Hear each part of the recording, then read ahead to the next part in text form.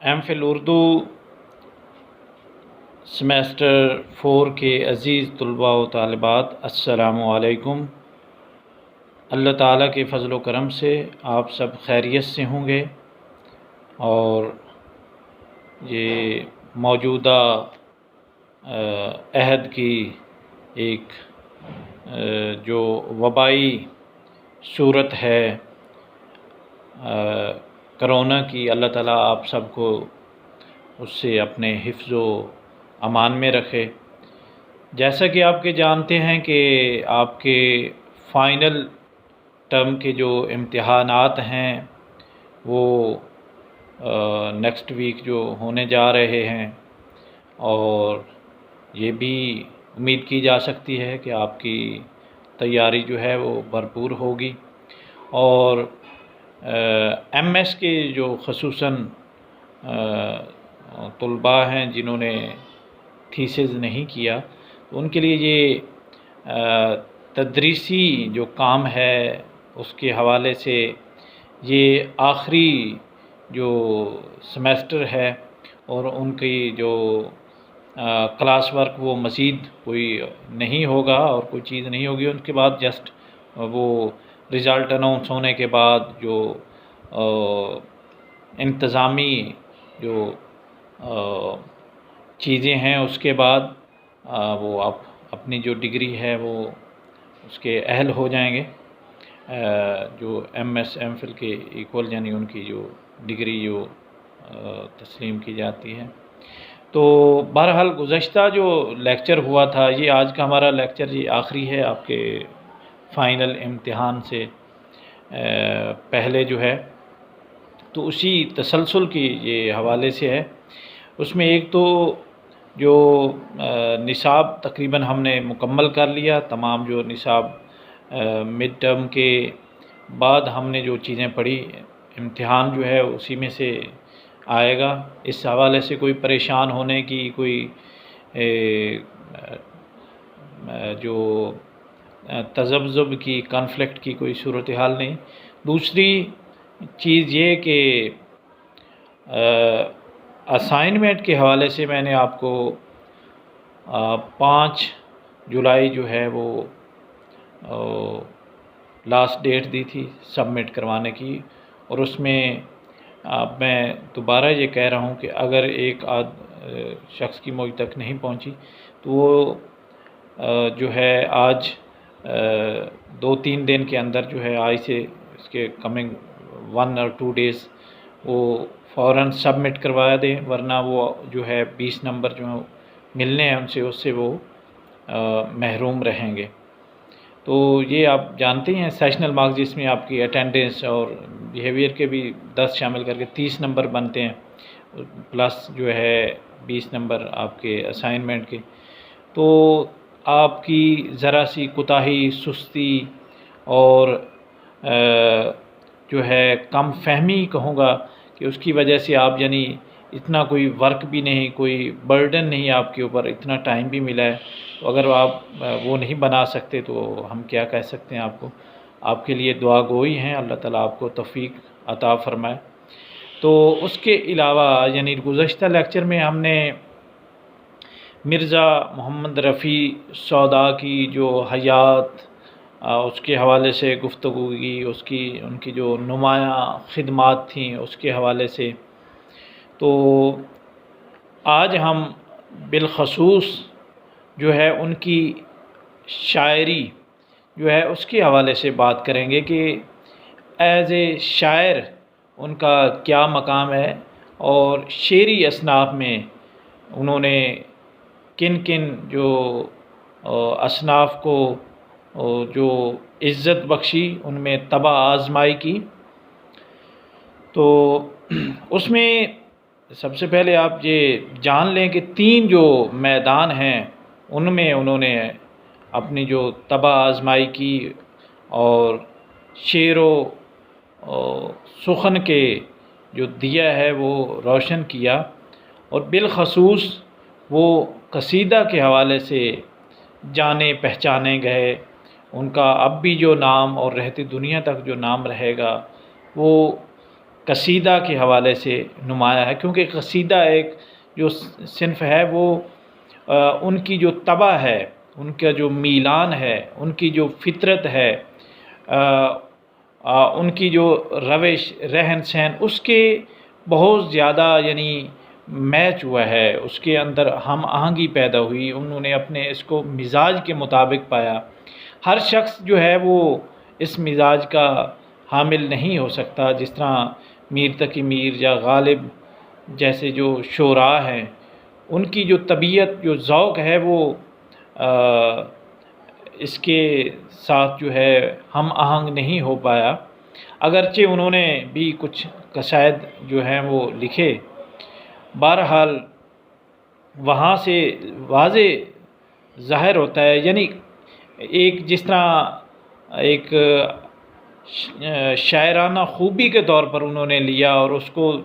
بتانے کے لیے کہ وہ لکھ سکتے ہیں، بہرحال ان کی جو طبیعت ہے وہ 100% مائل نہیں ہو سکتی تھی۔ بہرحال مرزا محمد رفیع سودا ایک ایسے شاعر تھے جنہوں نے اگرچہ غزل میں بھی جو ہے وہ لکھنے کی اور نام کمایا، اس کے علاوہ جو قصائد ہیں اس میں اپنے قلم کے جو جوہر ہیں وہ دکھائے۔ مرثیہ گوئی جو ہے وہ بھی اس میں بھی انہوں نے مشق کی۔ تو ایک چیز جو نمایاں نظر آتی ہے وہ یہ کہ ان کی غزل ہے اس میں بھی وہ جو گہرائی و گیرائی جو ہے اور وہ یعنی جو باریک بینی اور تصوف کے مضامین اور صوفیانہ جو اصطلاحات کا استعمال اور انسانی زندگی پر غور و خوض، اپنی ذات کے اندر غرق ہونے کی جستجو، زمانے کو پرکھنے اور اس کے جو مصائب و مسائل ہیں ان کو آشکار کرنے، اور اپنے جس طرح وہ اقبال کا شعر ہے کہ اپنے من میں ڈوب کر پا جا سراغ زندگی، تو اگر میرا نہیں بنتا نہ بن اپنا تو بن۔ تو اپنے من میں ڈوب کر جو سراغ پانے کی جستجو ہے وہ ان کے اندر یعنی اس طرح نہیں جس طرح باقی شعراء کے ہاں، اگرچہ ان کے بھی آباء و اجداد کا اور ان کا جو تعلق ہے وہ ایک صوفیانہ جو لگاؤ رکھنے والے اور صوفیانہ طبقات اور جو خیالات جو ہیں وہ سنتے رہے ہیں، وہ ان کی محافل اور مجالس میں ان کی بھی حاضری رہی ہے۔ مگر بہرحال کچھ مضامین ہمیں ان کی غزل میں ملتے بھی ہیں، یعنی جو جن میں انہوں نے بڑے ایک اچھے انداز میں، ایک علمی و فکری انداز میں صوفیانہ مضامین کو استعمال بھی کیا ہے، ان کو اپنی شاعری کا موضوع سخن بھی بنایا ہے۔ تو بہرحال جو اگر ہم اجتماعی طور پر دیکھیں، ایک کلیکٹیولی ان کو ہم جانچیں دیکھیں کہ یہ تناسب کے طور پر، تو نمایاں طور پر یہ بات واضح آتی ہے کہ ان کا مزاج جو ہے وہ اس طرح نہیں تھا جس طرح میر تقی میر کا تھا۔ تو اگرچہ ہم اثر بھی تھے اور میر نے بھی ان کو ایک مکمل شاعر جو ہے وہ تسلیم کیا ہے، باہمی چپکلش بھی رہی، ناراضی بھی، ہجویات بھی لکھی گئیں۔ ان کے جو شاگرد تھے انہوں نے ان کے بارے میں، اسی طرح میر تقی میر کا جو گروپ تھا انہوں نے ان کے حوالے سے اور تعریف بھی کسی حد تک کی گئی۔ تو ان کی جو شاعری جو ہے اس میں خارجیت، بیرون بینی جو ہے وہ ہمیں نمایاں نظر آتی ہے، ظاہریت، اس حوالے سے کہ یہ ان کی جو شاعری کا ہم مطالعہ کریں دیکھیں تو اس میں سکون، خوشحالی اور متوسط طبقہ ہونے کی وجہ سے کوئی اس طرح کے حالات کا ان کو سامنا نہیں کرنا پڑا جس طرح کا میر تقی میر کو دیکھنا پڑا، سمجھنا پڑا۔ تو ایک حوالے سے آپ کہہ سکتے ہیں کہ یہ جدید جو دور ہے، جدید عہد ہے، اس کے نمائندہ بن کر ابھرتے ہیں، اپنے آپ کو ایڈجسٹ کرتے ہیں۔ جس طرح کا بھی معاشرہ تھا، جس طرح کی رہن سہن تہذیب، اس میں انہوں نے اپنے آپ کو ڈھال لیا اور اپنے آپ کو ایک زندہ دل شخصیت کی طرح چلنا جو ہے وہ سکھا دیا۔ اس میں ان کو کوئی بظاہر کوئی مشکل، کوئی جو مصائب و علائم سے گزرنا نہیں پڑا۔ تو انہوں نے یعنی دوستوں کے ساتھ محافل بھی کی، رنگ رلیاں بھی منائی، بادشاہ کے مصاحب بھی رہے، نوابین کے قصائد بھی کہے، اور بڑی ایک جس طرح ایک دنیاوی لحاظ سے باوقار زندگی جو ہے وہ گزاری، اور ان کی شاعری جو ہے وہ بھی اسی کی عکاس ہے۔ کیونکہ قصیدہ جو ہے، اگر مثلا ہم اس کو ہی دیکھیں تو وہ خالصتاً آورد کا متقاضی ہے۔ اس میں آمدن جو ہے ایک جس طرح ایک تصورات ہیں، جس طرح آپ جانتے ہیں کہ شاعری جو ہے زیادہ جو لوگ ہیں وہ کہتے ہیں کہ آمد ہوتی ہے، یعنی جس طرح ایک شاعری کا نزول ہوتا ہے، شاعر جو ہے جسٹ اپنے جو قلم سے ان کو لکھتا ہے، ویسے الہامی طور پر جس طرح اقبال کے حوالے سے بھی مشہور ہے، غالب کے حوالے سے بھی، کہ ان کو الہامی شاعر بھی کہا گیا، اور غزل کے حوالے سے خصوصی طور پر جو شعر و شاعری سے شغف رکھتے ہیں وہ بخوبی جانتے ہیں کہ کافی چیزیں جو ہیں وہ ان پر جو ہے وہ نازل ہوتی ہیں۔ وہ اسی طرح وہ پرانے دور میں جو یونانی تھے، انہوں نے وہ جس طرح یونانی یعنی کہتے تھے کہ جو شعراء ہیں ان پر جنات یا پریاں یا کوئی فرشتے اس طرح کی کوئی چیز اترتی ہے جو ان سے وہ شعر جو ہے وہ کہلواتی ہے۔ تو یعنی جو قصیدہ ہے وہ اس میں آورد کی جو کیفیت، یعنی ذہنی لحاظ سے ایک فنی حوالے سے دیکھ کر جو تراکیب شاعری ہیں وہ استعمال کی جاتی ہیں۔ مثلاً جو جس کی مدح کرنی ہوتی ہے، جس کی مدح میں قصیدہ جو ہے وہ لکھا جاتا ہے، اس میں جو زمین اس کی تعریف و تانیث میں زمین و آسمان کے کلابے جو ہیں وہ ملائے جاتے ہیں۔ اس کے علاوہ اپنی جو خواہش ہے اس کا اظہار کیا جاتا ہے، یعنی مبالغہ جو ہے وہ ایک جو بہترین جو ہتھیار کے طور پر استعمال ہوتا ہے، اور خوش کرنا بھی مقصود ہوتا ہے۔ جو در حقیقت جو میر تقی میر اور غالب جیسا شاعر جو ہے وہ، یا دوسری طرف خواجہ میر درد کو دیکھیں تو وہ تو ان کی تو طبیعت ہی اس طرف مائل نہیں ہو سکتی، وہ کبھی جو ہے وہ اس طرح جو ہے اپنے باطن کے خلاف، اپنے ضمیر کے خلاف وہ نہیں جا سکتے۔ تو بہرحال ان کی جو نمایاں جو خوبی ہے وہ سب سے پہلے ہم دیکھتے ہیں ان کی شاعری کی وہ قصیدہ ہے۔ تو قصیدہ کے حوالے سے سب سے پہلے ہم ان کی جو اگر تنقیدی جو مطالعہ کر رہے ہیں ان کی شاعری کا تنقیدی مطالعہ، تو اس میں قصیدہ کو لیتے ہیں، قصیدہ پر بات کرتے ہیں، اس کے بعد ہم ان کی غزل اور باقی جو اصناف ہیں ان کے حوالے سے بھی بات کرتے ہیں۔ سودا کی قصیدہ گوئی کے حوالے سے ہم یعنی اگر بات جو ہے وہ کریں تو اردو کے بلند پایہ جو قصیدہ نگار ہیں ان میں ان کا نام ہے۔ ان کی عظمت اس اعتبار سے بھی بہت زیادہ ہے کہ قصیدہ نگاری جو ہے وہ انہی کے ہاتھوں ایک نئے دور میں داخل ہوتی ہے۔ قصیدہ میں نئے امور، نئے موضوعات، نئے مضامین جو ہیں وہ سودا نے ہی داخل کیے ہیں۔ اور دوسری جو چیز اہم ہے کہ ہم دیکھتے ہیں کہ گویا اردو میں قصیدہ نگاری کی جو باقاعدہ روایت ہے اس کے بانی بھی ہم بلا شک و شبہ سودا کو ہی کہہ سکتے ہیں۔ سودا کے کلیات میں یعنی 39 مدحیہ اور 4 جو ہے ہجویہ قصائد جو ہیں وہ ملتے ہیں، جن میں بزرگان دین اور ارباب دنیا کی مدح میں قصائد ہیں۔ نبی اکرم صلی اللہ علیہ وآلہ وسلم، حضرت فاطمہ رضی اللہ تعالی عنہا، حضرت علی رضی اللہ تعالی عنہ اور دیگر ائمہ کرام جو ان کے مذہبی اور دینی ممدوحین کے صف میں ہیں، جبکہ دنیوی عظماء میں عالمگیر ثانی، شاہ عالم، آصف جاہ، شجاع الدولہ وغیرہ جو لوگ ہیں، ان کے جو قصائد بھی وہ انہوں نے لکھے۔ تو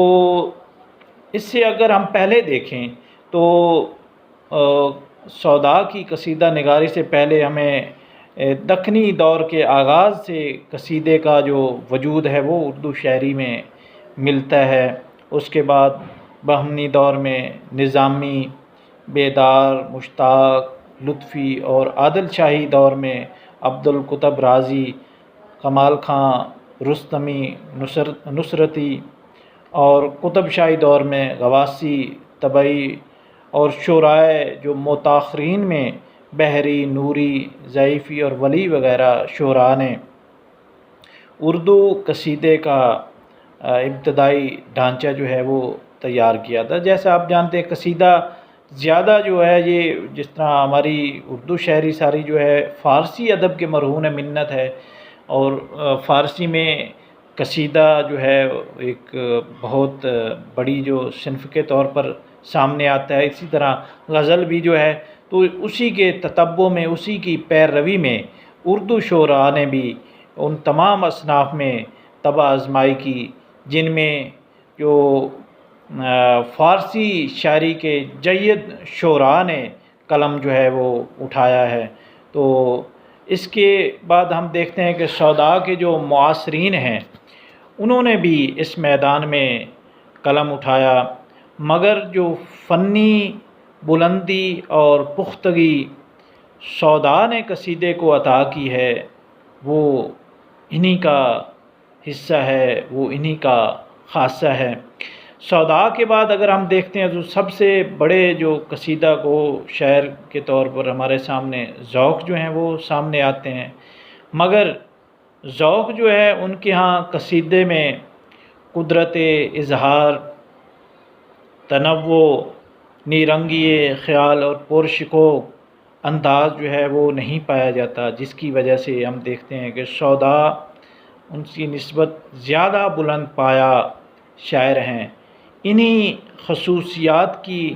بنا پر سودا کا مقام اردو قصیدہ نگاروں میں منفرد جو ہے وہ کر دیا ہے، اور سودا کی جو مضمون آفرینی، جوش بیان، کلام کی پختگی، شکوہ الفاظ، روانی، سلاست اور جدت وہ خصائص ہیں جن کی بنا پر آئندہ جو قصیدے کی بنا جو ہے وہ اس پر استوار ہے۔ تو اس کے بعد ہم اگر دیکھتے ہیں کہ اردو کے تمام نقادان سخن بالاتفاق سودا کو قصیدہ کا مرد میدان اور امام جو ہے امام فن جو ہے وہ تسلیم کرتے ہیں۔ بعض لوگ تو سودا کے قصائد کے اس حد تک مداح ہیں کہ انہیں غزل گو کی بجائے صرف قصیدہ گو تسلیم کرتے ہیں، اور غزل پر ان کے قصائد کو ترجیح دیتے ہیں، جیسے شیفتہ جو ہیں وہ گلشن بے خار میں لکھتے ہیں: فقیر کے خیال میں اس کی غزل قصیدے سے بہتر ہے اور قصیدہ غزل سے بہتر ہے۔ مصحفین سودا کو نقاش اول نظم قصیدہ در زبان ریختہ قرار دیا ہے۔ ولید دکنی کے دور سے قصائد جو ہیں موجودگی میں اس رائے کے ماننے میں ذرا تامل ہوتا ہے لیکن اگر اس پہلو سے دیکھا جائے کہ شمالی ہند میں قصیدہ کی روایت کا آغاز بلا شبہ سودا سے ہی ہوا ہے، تو اس میں کوئی شک نہیں رہتا کہ شمالی ہندوستان میں سودا نے نہ صرف قصیدے پر خصوصی توجہ دی ہے بلکہ اسے انتہائی بلندیوں تک پہنچا دیا ہے۔ سودا سے قبل اگرچہ شاعروں نے قصائد لکھے ہیں مگر وہ قصیدے کے فن پر پورے نہیں اترے۔ سودا ہی سب سے پہلے شاعر ہیں جنہوں نے کثرت سے قصیدے لکھے ہیں اور اس طرح فن آشنائی کا ثبوت دیا ہے کہ محمد حسین آزاد نے ان کو اکثر میدانوں میں فارسی شعراء سے بھی بلند کر دیا ہے، جیسا کہ وہ بیان کرتے ہیں کہ اس میدان میں فارسی کے نامی شعراء کے ساتھ انا در انا ہی نہیں بلکہ اکثر مقامات پر ان سے آگے نکل گئے ہیں۔ تو یہ جو اقتباسات ہیں ان کو آپ واوین میں قلم بند کیجئے۔ تو دوسری چیز جو ہم دیکھتے ہیں کہ بلا شبہ قصائد پر جو ہے وہ اس کی جو ابتدا، جو بنیاد، جو بنا جو ہے وہ فارسی ادب کی ہی مرہون منت ہے، وہی جو اثر ہے وہ ہمیں حاوی نظر آتا ہے۔ تمام جو ان کے قصائد ہیں وہی جو ترتیب جو ہے وہ اختیار کی گئی ہے اور کہیں کہیں کچھ اضافہ جو ہے وہ کیا گیا۔ تو بالاختصار اگر ہم کہیں تو فارسی جو قصیدہ ہے اس کے اثرات جو ہیں وہ نمایاں طور پر نظر آتے ہیں۔ ان کو اس بات کا خود بھی اعتراف تھا کہ احساس تھا جس کا وہ اظہار جو ہیں وہ بڑے فخر سے کرتے ہیں کہ فارسی جو شعراء ہیں ان کی جو پیروی میں ہی یہ قصائد لکھے گئے اور فنی لحاظ سے ان کو بام کمال تک جو ہے وہ پہنچایا گیا۔ تو سودا کے قصائد میں ہم یہ دیکھتے ہیں کہ فارسی کے عظیم قصیدہ کو یعنی بعض قصائد میں عظیم جو فارسی کے عظیم قصیدہ کو شعراء ہیں مثلاً خاقانی ہے، عرفی اور انوری کے جو قصائد کے وزن اور بحور جو ہیں ان کو استعمال میں لایا گیا ہے، جن کا مطالعہ کرتے وقت سودا کے جو نقاد ہیں وہ مجبوراً سودا کو ان فارسی شعراء کے ساتھ پہلو بہ پہلو رکھ کر دیکھتے ہیں۔ تو یہاں پر ہی ہم ایک اقتباس جو ہے آپ نوٹ فرما لیں مولانا محمد حسین آزاد کا، تو وہ فرماتے ہیں کہ اول قصائد کا کہنا اور پھر اس دھوم دھام سے اعلیٰ درجہ فصاحت و بلاغت پر پہنچانا ان کا پہلا فخر ہے۔ وہ اس میدان میں فارسی کے نامی شہسواروں سے آگے نکل گئے ہیں۔ ان کے کلام کا زور و شور انوری اور خاقانی کو دباتا ہے اور نزاکت مضمون عرفی و ظہوری کو شرماتا ہے۔ تو یہ محمد حسین آزاد جو ہیں وہ ان کو ان الفاظ میں جو ہے وہ خراج عقیدت جو ہے وہ پیش کرتے ہیں۔ تو اب ہم جو ہے ان کی جو قصائد کو جو ہے فنی حوالے سے دیکھیں تو فنی تجزیہ کریں تو یہ درج ذیل جو چیزیں جو ہیں وہ ہمارے سامنے آتی ہیں کہ قصیدے کے جو فنی تجزیے میں سب سے اہم نقطہ جو ہوتا ہے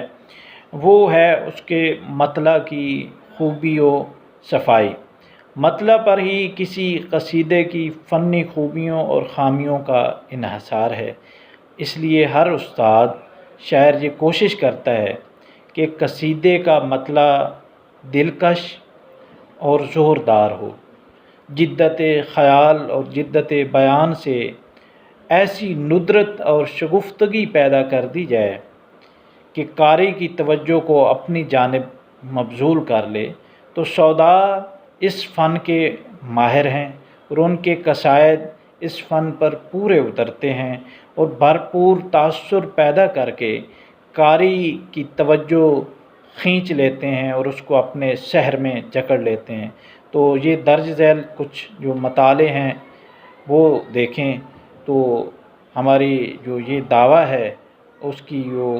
تائید کریں گے۔ مثلا یہ پہلا مطلب دیکھیے کہ ہوا جب کفر ثابت ہے وہ تمغائے مسلمانی، نہ ٹوٹی شیخ سے زنار تسبیح سلیمانی۔ دوسرا مطلب یارو مہتاب و گل و شمع بہم چاروں ایک، میں کتاں بلبل پروانہ بہم چاروں ایک۔ یہ مکتبی دیکھیے مکھڑے سے اپنے زلف کے پردے کو تو اٹھا، ابر سیاہ میں ماہ درخشاں کو مت چھپا۔ تو یہاں پر ایک اور اقتباس آپ نوٹ کریں کہ ڈاکٹر شمس الدین صدیقی جو ہے وہ اسی حوالے سے بات کرتے ہیں کہ قصیدہ کے لیے، یہ آپ باوین میں لکھ لیں، قصیدہ کے لیے جو معیار سودا کے پیش نظر تھے ان کے لحاظ سے ان کے قصیدے جانچے جائیں تو معلوم ہوگا کہ وہ ہر طرح سے معیاری ہیں۔ اکثر قصیدوں کے مطلع ایسے ہیں جو سامع کی توجہ کو فوراً اپنی گرفت میں لے لیتے ہیں، خواہ خیال کی ندرت کی وجہ سے، خواہ بیان کی جدت یا زبان کی برجستگی و شگفتگی کے سبب۔ یہاں پر آپ واوین جو ہے وہ کلوز کر لیں۔ تو اب ہم ان کی جو غزل گوئی ہے اس کے حوالے سے چند باتیں جو ہیں وہ آپ کے گوش گزار کرتے ہیں۔ ہم دیکھتے ہیں کہ غزل کے میدان میں سودا جو ہیں وہ عاشق زار کی صورت میں نہیں بلکہ مرد میدان کے عزم کے ساتھ داخل ہوتے ہیں۔ یہی وہ صنف ہے جہاں سودا کا مقابلہ میر سے کیا جاتا ہے اور جذبات غم کی مناسبت سے دھیمے لہجے کو نہ دیکھ کر یہ کہہ دیا جاتا ہے کہ سودا کی طبع غزل کے لیے موزوں نہ تھی۔ یہ یک طرفہ کلیہ ہے اور سودا کی غزل کو میر کے معیار سے ناپنے کی کوشش ہے۔ یہ ضرور ہے کہ ہم دیکھتے ہیں کہ میر کی غزل پڑھ کر جب ہم سودا کی غزل پڑھتے ہیں تو وہ ہمیں میر کی طرح اپنی گرفت میں نہیں لیتی، لیکن ہمیں یہ احساس ضرور ہوتا ہے کہ یہ مختلف قسم اور مختلف رنگ کی شاعری ہے جس میں احساس وہ جذبہ کے بجائے مضمون آفرینی کی طرف جو ہے وہ رجحان جو ہے وہ زیادہ نظر آتا ہے۔ اچھا، اس کے علاوہ ہم یہ دیکھیں کہ میر کی غزل ایک امکان کی حامل ہے اور سودا کی غزل دوسرے امکان کی ہے۔ آب حیات میں مولانا محمد حسین آزاد نے میر و سودا کے ہم معنی اشعار دیے ہیں، لیکن یہ اشعار ہم معنی ہوتے ہوئے بھی دونوں کے مختلف انداز نظر اور مختلف مزاجوں کو جو ہے وہ واضح کرتے ہیں۔ تو سب سے پہلے آپ میر کے جو غزلیہ اشعار ہیں وہ ملاحظہ کیجئے۔ یہ شعر نمبر 1، رات تو ساری کٹی سنتے پریشاں گوئی، رات تو ساری کٹی سنتے پریشاں گوئی، میر جی کوئی گھڑی تم بھی تو آرام کرو۔ شعر نمبر 2، گلہ میں جس سے کروں تیری بے وفائی کا، جہاں میں نام نہ لے پھر وہ آشنائی کا۔ شعر نمبر 3، ایک محروم چلے میر ہمیں دنیا سے، ورنہ عالم کو زمانے نے دیا کیا کیا کچھ۔ شعر نمبر 4 دیکھیں کہ سرہانے میر کے آہستہ بولو، ابھی روتے روتے سو گیا ہے۔ تو یہ 4 اشعار آپ نے میر کے ملاحظہ کیے۔ اب یعنی آپ سودا کی غزل کے جو 4 اشعار ہیں وہ دیکھیں۔ سودا کا جو غزل کے اشعار سے جو انتخاب ہے اس میں شعر نمبر 1 دیکھیں، سودا تیری فریاد سے آنکھوں میں کٹی رات، اب آئی سحر ہونے کو ٹک تو کہیں مر بھی۔ شعر نمبر 2، گلا لکھوں میں اگر تیری بے وفائی کا، لہو میں غرق سفینہ ہو آشنائی کا۔ شعر نمبر 3، سودا جہاں میں آگے کوئی کچھ نہ لے گیا، جاتا ہوں ایک میں دلے پر آرزو لیے۔ شعر نمبر 4، سودا کی جو بالیں پہ کیا شور قیامت، خدام ادب بولے ابھی آنکھ لگی ہے۔ تو اب یہاں آپ نے میر و سودا کے چار جو اشعار ہیں وہ ملاحظہ کیجئے اور ان کو سنا ہے، سمجھا ہے۔ تو اس میں ہم یعنی ان کا تجزیہ کریں تو دیکھتے ہیں کہ میر کے ہاں غنائیت، مٹھاس اور نرم روی کا اظہار ہے، بات غم کے اظہار کے اندر ڈوبی ہوئی دھیمے لہجے میں دل کے اندر سے نکلتی ہے، جبکہ سودا کے لہجے میں جنکار ہے، بلند آہنگی ہے۔ میر کے اشعار میں ان کی انا کا پرتو تو موجود ہے، سودا کے ہاں باہر کی ہوا کا جھونکا بھی آ رہا ہے۔ میر کے ہاں معنی جذبے میں تبدیل ہو گئے ہیں، سودا کے ہاں جذبہ معنی کو ابھار رہا ہے۔ میر کے ہاں اثر پہلے پہنچ رہا ہے، سودا کے ہاں اثر معنی کے بعد پہنچتا ہے۔ میر بے وفائی کا ذکر کرتے ہیں تو جہاں میں نام نہ لے پھر وہ آشنائی کا کہہ کر احساس کی سطح باقی رکھتے ہیں۔ سودا بے وفائی کا ذکر کرتے ہیں تو لہو میں غرق سفینہ ہو آشنائی کا کہہ کر معنی کی سطح جو ہے وہ بھی باقی رکھتے ہیں۔ آخری شعر میں میر کے ہاں تنہائی کے سناٹے کا احساس ہوتا ہے، سودا کے ہاں تنہائی کا نہیں بلکہ چلت پھرت اور شور کا احساس ہوتا ہے۔ میر کا سونا کسی اور وجہ سے ہے جو سودا کے سونے سے بالکل مختلف ہے۔ احساس و معنی کی سطح کا یہی فرق میر و سودا کی شاعری کا فرق ہے، جس سے مختلف لہجے اور مختلف طرز ادا جو ہے وہ جنم لیتے ہیں، اور اسی فرق سے لفظوں کا استعمال، ان کی ترتیب اور تیور جو ہیں وہ بدل جاتے ہیں۔ سودا بھی کہیں کہیں میر کی سی داخلیت کا اظہار جو ہے وہ اپنی غزل میں کرتے ہیں، لیکن یہ سودا کی شاعری کا عام مزاج نہیں ہے، بلکہ عمومی طور پر وہ جو ہے داخلیت کی طرف نہیں آتے۔ اس لیے سودا و میر کی غزلوں کا مقابلہ کرنا اور کبھی سودا کو غزل میں میر پر اور کبھی میر کو سودا پر ترجیح دینا صحیح جو ہے وہ تنقیدی انداز نظر نہیں ہے۔ میر و سودا کا یہ مقابلہ خود ہم دیکھتے ہیں کہ ان کی شعروں کی زندگی میں شروع ہو چکا تھا، اور سودا کے قصیدے اور میر کی غزل کی تعریف کی جاتی تھی، جس کا احساس خود سودا کو بھی تھا۔ جس طرح ان کا شعر ہے کہ کہتے ہیں وہ جو ہے سودا کا قصیدہ ہی خوب، ان کی خدمت میں لیے میں یہ غزل جاؤں کہاں جاؤں گا۔ دوبارہ شعر سنیں، کہتے ہیں وہ جو ہے سودا کا قصیدہ ہی خوب، ان کی خدمت میں لیے میں یہ غزل جاؤں گا۔ اور ایک اور جگہ وہ کہتے ہیں، سودا کو تم سمجھتے تھے کہہ نہ سکے گا یہ غزل، سودا کو تم سمجھتے تھے کہہ نہ سکے گا یہ غزل، آفریں ایسے وہم پر صدقے میں اس گماں کے۔ سودا کے ہاں ہم جو دیکھتے ہیں کہ فارسی کے زیر اثر جو مضامین بارہا آتے ہیں، ان میں بے ثباتی و نیرنگی زمانہ کے علاوہ اخلاقی مضامین اور تصوف کے عام کلیے بھی شامل ہیں۔ مثلا یہ شعر دیکھیے، سودا نگاہ دیدہ تحقیق کے حضور، جلوہ ہر ایک ذرے میں ہے آفتاب کا، چمن دہر میں توام ہے صدا شادی و غم، خندہ گل نہ رہے گریہ شبنم سے دور۔ تو یہاں پر ہم نے ان کی جو غزل گوئی کے حوالے سے مختصراً عرض کیا، تو نمایاں طور پر یعنی یہ دو جو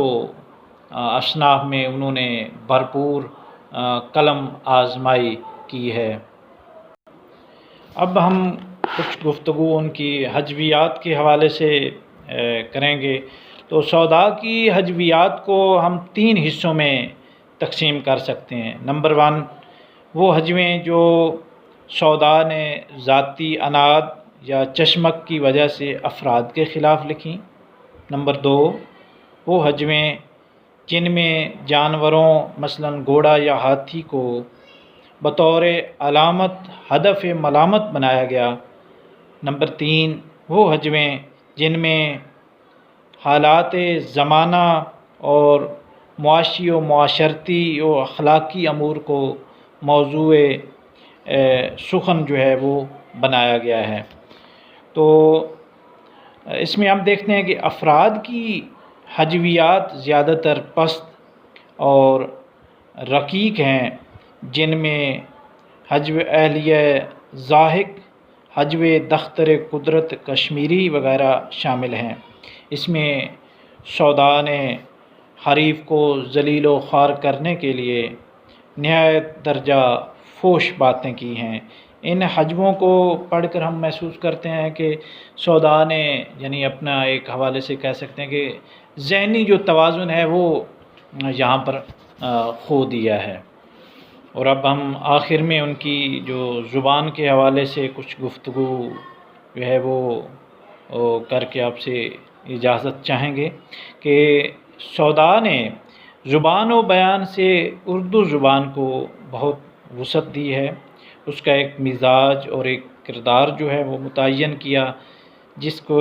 آنے والی نسلوں نے قابل تقلید مان کر قبول کر لیا۔ سودا نے فصاحت و بلاغت کے ان تمام اصولوں کو اردو میں برتا جو فارسی زبان کی خصوصیت سمجھے جاتے تھے۔ اردو شاعری میں استعارات، علامات اور تراکیب کا ایک چمن آباد کیا اور اردو زبان کو فارسی کا ہم پلہ بنا کر اور اسے اپنے پیروں پر کھڑا کر کے آزادانہ زندگی گزارنے کا راستہ دکھا دیا۔ اور بقول شفیق اورنگ آبادی اس زمانے میں یہ کجمج زبان اس نقطہ پرداز کی ذات بابرکات کے طفیل درجہ الوہیت کو پہنچ گئی ہے۔ یہاں پر اب ان کا یہ شعر جو ہے وہ ملاحظہ کیجیے۔ تو نے سودا و زبان ریختہ ایجاد کی، تو نے سودا و زبان ریختہ ایجاد کی، پڑھ کے ایک عالم اٹھاتا ہے تیرے اشعار فیض۔ تو اس شعر کے ساتھ آج کا جو یہ لیکچر ہے وہ ختم ہوتا ہے۔ تو اپنی نیک خواہشات کا اظہار کرنا چاہوں گا کہ آپ اپنے اس فائنل امتحان میں کامیاب و کامران ہوں، اچھے نمبروں سے، امتیازی نمبروں سے آپ یہ جو ڈگری ہے وہ لیں، اور اللہ تعالیٰ آپ کو زندگی کے اور دین و دنیا کے ہر میدان میں کامیابی و کامرانی جو ہے وہ نصیب فرمائے۔ شکریہ۔